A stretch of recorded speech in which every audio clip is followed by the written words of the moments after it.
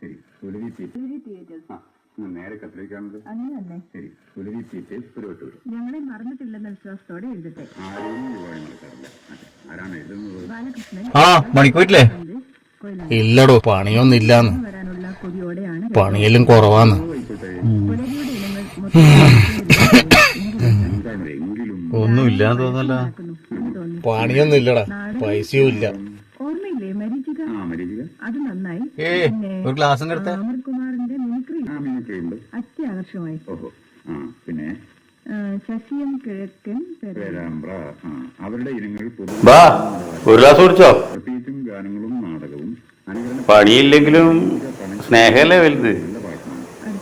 തിന്നാൻ കൊണ്ടാ ഒന്നുമില്ല, പല കഴിഞ്ഞില്ലേ?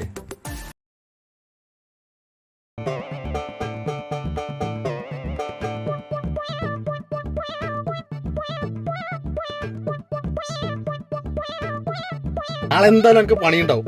നാളെ എന്റെ വക. ഓക്കെ, നീ ഒരു 5 മണിയാകുമ്പോ ഇങ്ങോട്ട് എത്തണം കേട്ടാ. നീ വേറെ കള്ളില്ലാതെ? ഇല്ല ഇല്ല, ഞാൻ എടുത്തു വെച്ചതില്ല.